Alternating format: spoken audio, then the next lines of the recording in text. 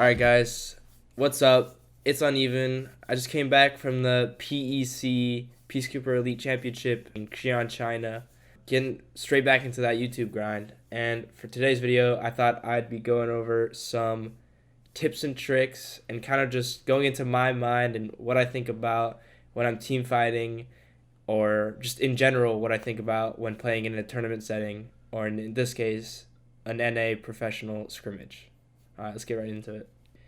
Okay, so this first tip is one that should be fairly obvious, and for top level play, it should be fairly obvious, but a lot of North American teams make this mistake a lot, and it ends up being detrimental in them in tournament play. So as you can see right here, we're engaging in a long range team fight outside of zone with 1 minute and 50 seconds left until the next zone shift. And I am doing it here myself as well, and this is a mistake on my part, but me trading with this man across the balcony here really has no benefit whatsoever. Even if I somehow manage to knock him, it won't result in a thirst. And all that can really happen from this is that I'll get my damage traded, or my armor and helmet traded, and it will just negatively impact my health and waste meds and waste resources in general, and waste time when I could be instead going into the zone. So very quickly, I stopped peeking that, and I stopped making that mistake, and we get in the car, and we make our next rotation and try to get into a better spot in the next zone. Alright, so this is the first engagement, or real team-on-team engagement that we had in this scrim game. And I'll just go over what I'm thinking in my mind right now. So we're on edge, and we have to center in or edge in to the next zone because of our positioning on this hill. So this is a forced team fight that we have to take in order to clear our backs and have a clear edge and clear path to the next zone. So right here, I choose to, first and foremost, one of the most important parts that you'll see a lot in Asian gameplay that they do much better than North America is their use of grenades. So right off the rip, I'm utilizing the smoke to be completely hidden from the team, but I'm still able to see through the top of it because of its TPP, and slot a nade into that second floor window where I hear and there's most likely is a guy, and I'm able to get a quick kill off of it, as you can see right here. So it is an easiest way to open up a team fight, and I stay very safe the whole time, and I have a man advantage. Now, right here, there's nothing much to this second kill. I peek out. I expect him. You can see me hiding my body against the wall so that I can see him, but he can't see me. I'm taking advantage of my right-hand peek in TPP. And then I just simply trade in with my aim, and because I'm holding that right-hand peek. And the second guy, this is the most important part of the team fight, and that is the fact that the third guy, the fact that I use my FPP toggle.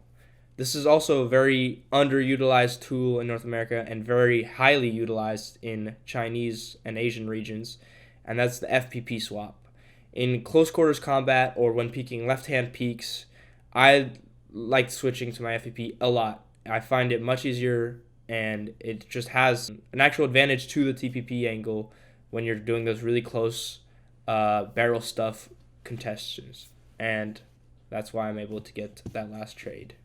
So the last tip that I can give for this specific scrim match is when you find yourself in a situation such as this one with Percasis, and that you're last remaining, you'll see here, instead of trying to stay quiet and sneak into the next zone and go for the placement, he gets up and he goes for a pick and a thirst that draws attention to him and ultimately gets him killed. So, was this the wrong play? No, and here's why. In this kind of scenario, there's a very low likelihood that Percasis can manage to get extra placement points. There are full teams up, and with the little information we know, or we have, we can deduce that it is probably more worth it for him to go for that one extra point. Obviously, this is a scrimmage, so it doesn't matter, but in a tournament setting, which is what we're practicing for, that one extra point is more valuable and just statistically more likely than those extra placement points, which is why he goes for that, and it eventually gets him killed, yet in the overall standings puts us a little bit higher. Okay, so the first tip for this second scrim match that we played is I want you guys to pay attention to the positioning of all four of us on this map right here. We have a very wide spread. We have a lot of distance between us, and we're doing this because we were trying to implement this is a very heavily used strategy in the Chinese and Southeast Asian regions that we are trying to implement ourselves in North America. Now, the important thing to remember that I see a lot of teams trying to do some splits and failing is that you have to think about your split. You have every split that we see Chinese teams do it's not just separation between players. It's all very thought about, and they're all able to cover each other and support each other, coming to each other's aids very quickly if need be. If you can see right here, you can even see me shooting at Pyro. We all have vision on each other, and we're all able to support each other at any need, and if any of us get into a sticky positioning, which happens in a little bit, and you'll see happening. I'll skip to that right now. And you can see Pyro coming to my aid when there's a fight that breaks out near me. So here I get knocked, and Pyro is still able to come and support me and pick me up, and we're able to recontinue this fight regardless of the fact that I got knocked, which we eventually win and are able to get some easy kill points and some better positioning off of. The second point that I want to talk about for this Miramar game is our use of spreading and getting off angles inside a team fight.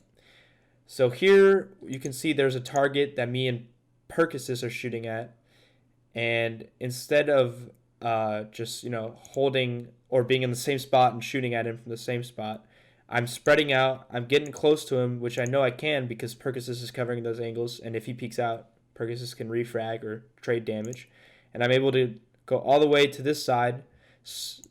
So now, by coming up close to him on this right side, he exposes himself to try to shoot me to Percusis' angle, in which Percusis is then able to get him into a low enough damage that I have a health advantage, and I am able to push him and take the 1v1, and then easily outfrag him, simply based off of our positioning, and me forcing peaks, and being in different areas and applying pressure from different directions to this sole individual that we're easily able to kill.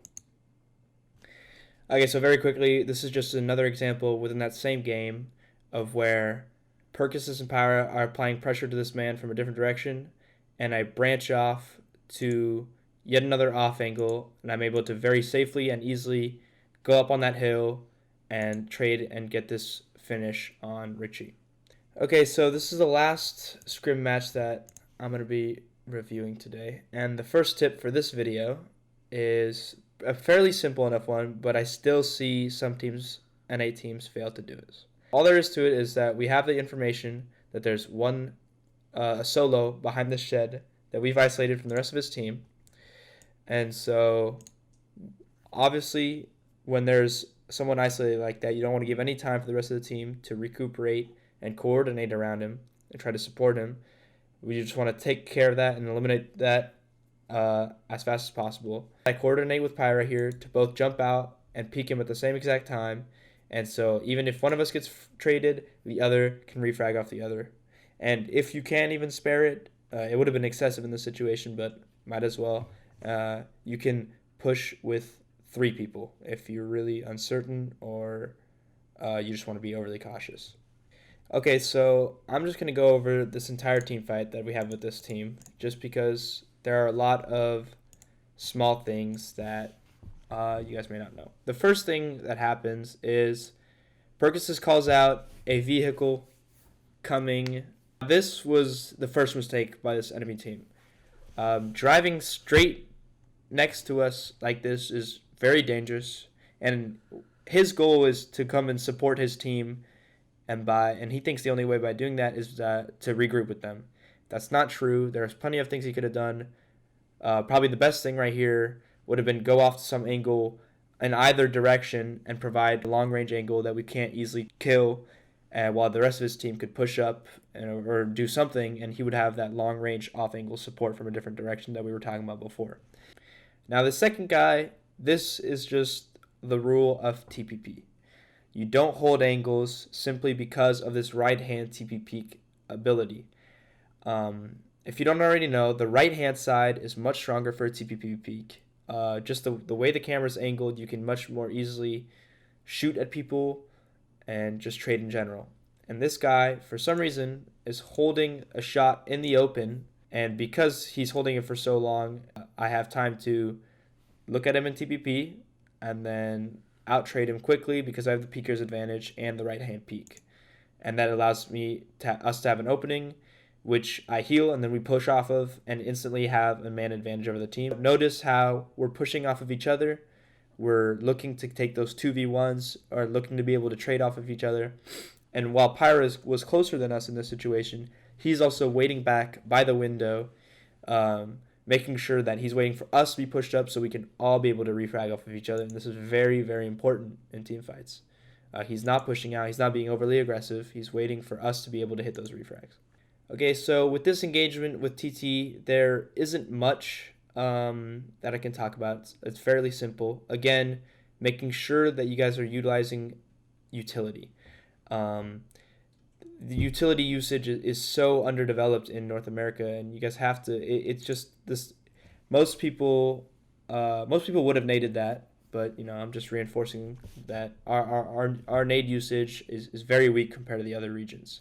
And instead of pushing that with the rest of my team or just doing anything, I nade the smoke and where the guy's most likely is, and I finish off that team fight very easily. Okay, this is also a very minor thing, but as you can see here, I stopped my DP spray. This wasn't completely intentional, but this is a good opening to talk about the DP.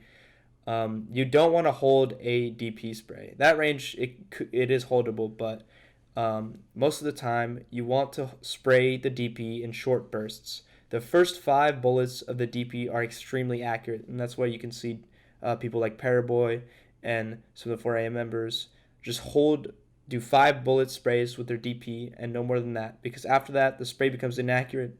So it's better for you and in every way to just do bursts of 5. So 5 bullets, pause, 5 bullets, continue. Alright guys, that's going to be it for this video. Thank you guys for watching. Let me know what kind of videos you want to see next. If you want to see some more professional setting / scrimmages, tips, or hand cams, or etc. I'm working on a really big project right now that's going to be my best moments from 2019. It's taking a while because we're going through a lot of videos and making this a really nice high level end of the year vid for you guys. So thank you for watching and stay tuned. Peace.